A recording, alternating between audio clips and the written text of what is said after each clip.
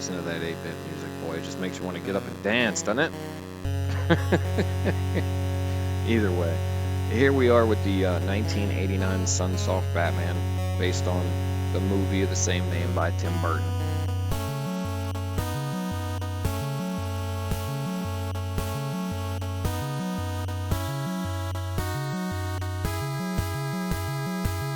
Alright, here we go with the legendary NES cutscenes. I think for 89, the graphics really aren't that bad. But let's get into this fucking game. Start that clock right about now. Alright, now this first stage is really just about getting used to the mechanics in the most basic way possible. But for a speedrun, you want to build up your ammo on this first stage. If you don't have 50 ammo, and the max is 99, if you don't have 50 by the end of this first stage, just start your fucking run over. Now, the ammo in this game, like I said, maxes out at 99, but that pool is shared by 3 weapons. The boomerang, the missile, and the triple buzzsaw. Now, the boomerang and the missile are 1-for-1, but the triple buzzsaw uses 3 ammo for every single time you shoot it. What the fuck? Ah, sorry. I don't know what the hell that was. Anyway,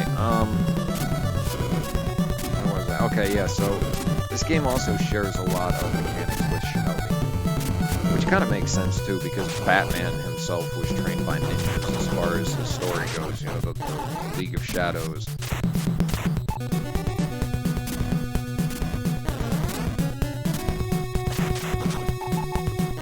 Now, aside your basic 3 weapons, your triple buzzsaw, your boomerang, and your missile, you have the basic punch, which is actually the strongest one in the game. The triple buzzsaw is the most versatile. The boomerang's probably just the best overall, and the missile is worthless. And as I was speaking of Shinobi, there he is right there, most likely. He gets taken out by a bunch of boomerangs. You can actually just jump over him and not have to fight him, but fucking first boss in the game, I have no idea who the hell this is. But he's taken out by like 10 boomerangs, so peace! We just skip this cutscene because it's something we've already seen.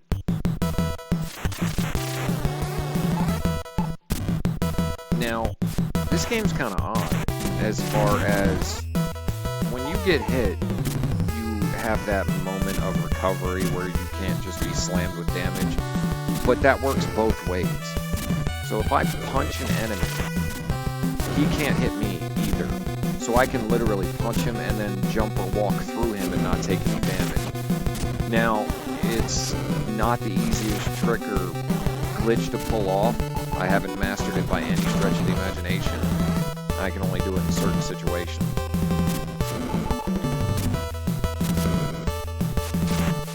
Besides that, the ammo and the weapons and the punch, the other thing is the jumping. You have 3 basic types of jumps in this game. You got your big jump, your little jump, and then your wall jump. And a lot of the game is figuring out how to utilize those jumps to skip parts of the stage you just really don't want to deal with. You see how I bounced off the wall right there? I don't know if that's a glitch or if it was an intentional design feature. But you can only do it in certain situations. It does help to figure out where, when, and how to do it, though. Now, in the world record speedrun, as far as I've seen, they don't worry about killing these guys. They just punch and then run through. But like I said, I haven't mastered that at all. I'm not good at it, and I almost always take a hit.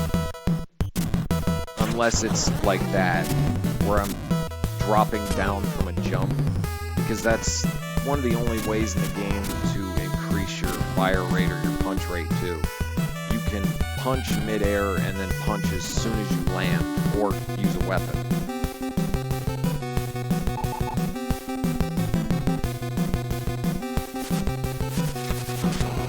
Now those mine droppers there, as far as I know, you can't kill them. I've dropped 99 ammo into that damn thing and it just didn't die. And as you see there, the other reason why the triple buzzsaw is the most versatile weapon is because it's the only one that can go through walls and obstacles.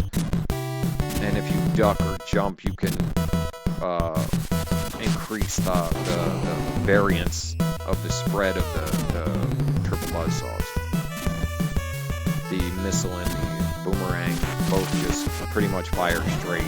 There's a little trick with the boomerang. If you're running left, you can actually get it to fly over your head and behind you and hit things behind you. But I've only been able to get that to work while running left. I can't get it to work the other way. I don't know why. Now, this boss is a pain in the ass and one of the only ones that you'll use the triple buzzsaw weapon on. For the most part, all the bosses are either taken out by boomerangs or punches. The triple buzzsaw only gets used twice, and you never use the missile attack on the boss. It's the weakest and least versatile weapon. Hey look, at least they got the Joker's face color right. I think it's the only time they get the Joker's face color right, actually. There's one cutscene where, for some reason, he has purple hair and a green face. I don't know why. Anyway, these are like Killer Croc enemies, and these guys are deadly as fuck. They jump fast, they have a long range or a short range when they jump, and when they hit you, they just stay on your space and keep jumping, and it drains your health quick as shit. That's the other thing about this game that makes it difficult, too, is you only have 2 lives before you have to continue. And there are no checkpoints other than the stage beginning itself. So if, say, I die right here, I have to start the whole stage over again. And I don't know if there are infinite continues. I know you have one for sure. But 2 lives and having to restart the stage, and the ammo that you used before the death or continue stays used. See, like right here, you can get taken out by these 2 guys quick as hell. You got 2 of them just draining your health if you don't get the hell out of there or kill them.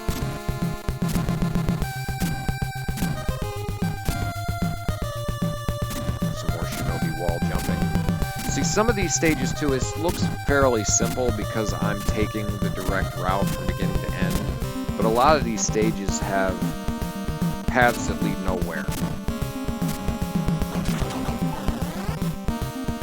Now, you see how I backtrack there? That actually serves a purpose. The platform I'm standing on normally has an enemy on it, but as far as I know in this stage only, if you backtrack in certain areas, you can actually kind of erase the enemy. See, watch, this tank shoots at me, but because I backtracked, he's no longer there. Now, I've only ever been able to get that to work on this stage, but it is hella helpful.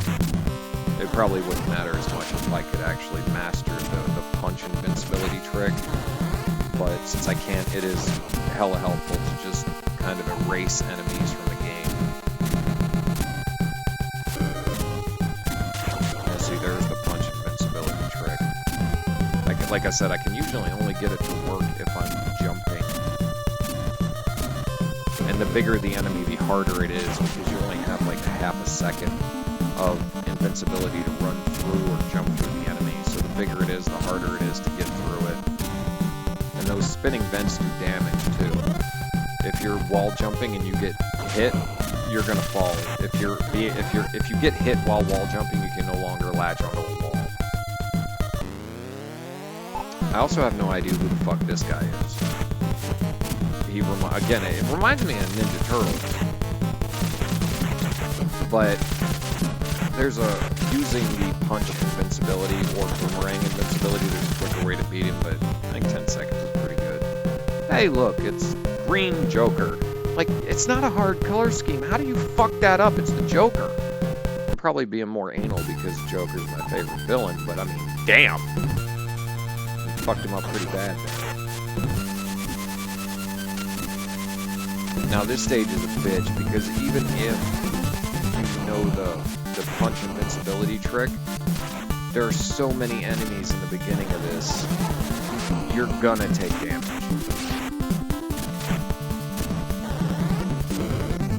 At the end of every world though, not stage, at the end of every world, you get 4 blocks of life back. So as long as you finish the world with 4 blocks of life, you'll start the next one with full life. But in that regard, it's almost like survival mode, because there is a chance, like, say you finish the stage with only 1 block of life, you're starting the next one with 5 out of 8.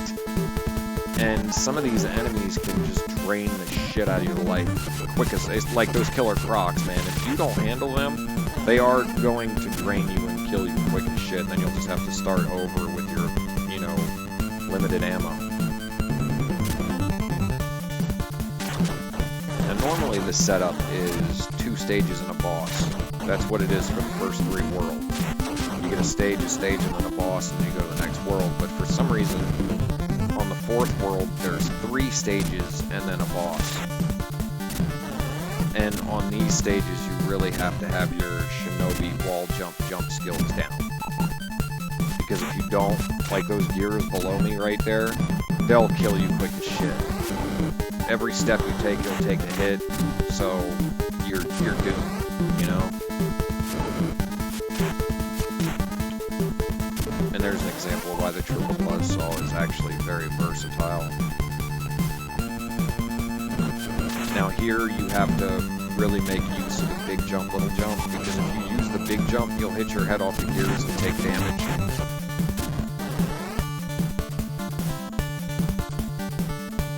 Also, I don't think there's any way to jump through this area right there without taking damage. You can right here because there's no mine dropper, but you're taking damage one way or the other. And I love how they just taunt you right there. They show you the exit as you start. I spent a whole day practicing the stage trying to glitch through that fucking wall so I wouldn't have to do any of this shit, but alas, I could not figure out how. I don't think anybody, I'm not even sure it's possible, but I don't think anybody's figured out how to do it either.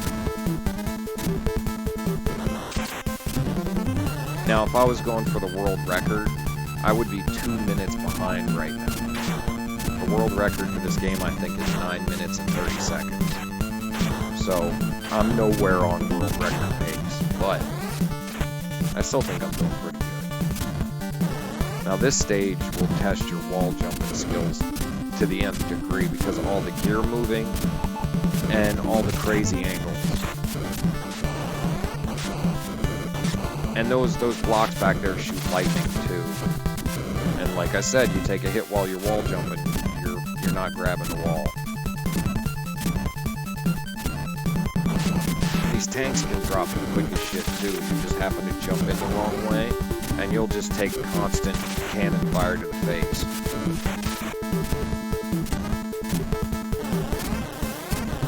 And the item drops are just fucked up. It's kind of a weird RNG. Now from any enemy, there's only 3 things that can drop. A heart, which gives you 1 block of life. An ammo box, which gives you 10 ammo. Or a B-box, which gives you 1,000 points, and your score does nothing. Even if you get 100,000 points, you don't get an extra life out of this. Now this boss, if you don't use the punch invincibility, you're probably not beating it. That's the only way I could beat this boss, was by using this method. There's a quicker method you can use, but I can't do the punch invincibility in certain situations. There's also a way that you can, like, double punch so that you do punches twice as fast, and I have no idea how to do that.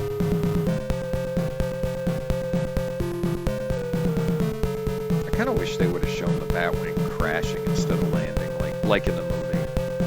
But, I mean, it is NES, so. Now, this is the last world. There's only 5 worlds in this game. Now, the last world was 3 stages and a boss, so it was 4-4. The devs decided for some reason to make this one 1 stage and 2 bosses. And the bosses are really not to be trifled with. If you know how to take them out, they're really not all that hard. But just like casual play, you're probably not beating them. Especially the Joker, because he cheats, and that's not a joke. But the stage 2 really tests your wall jump shinobi abilities, because like I said, these gears do damage.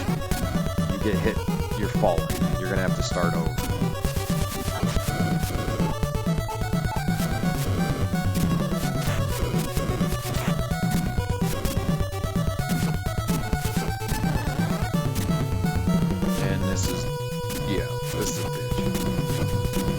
it's got the most difficult. This right here is the most difficult jump.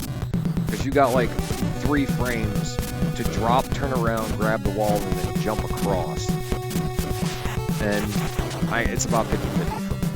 But this one's a little easier because there's a wee bit more space. But those really short ones, it's 50-50. I might get it, I might not. But you really gotta strategically place your big jump, little jump, so that you can not jump face first into a fucking gear.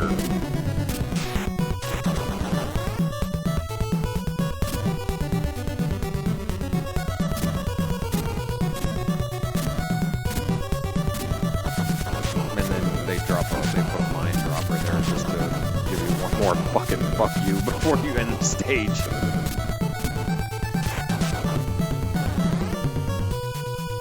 Now this guy's Lightning Shredder.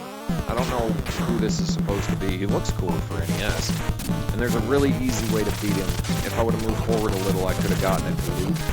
But where I'm at, I just get it to loop on the other side, and you see the invincibility kick in. So he's done. It's a cakewalk.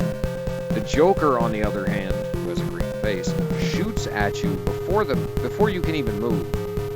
So you have to be on point, quick, and know it's coming to get out of the way of this, because that shot takes 3 blocks of life. The lightning and every other hit takes 1.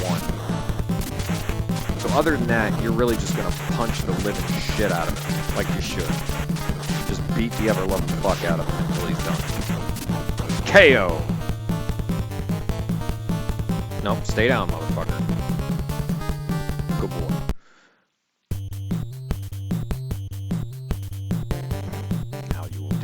Devil in the pale moonlight. I know what they're doing because it's a line from the movie, but it sounds so corny written that way. Much like that sound effect. Why didn't they just use a slide whistle? It kind of takes all the impact out of the scene.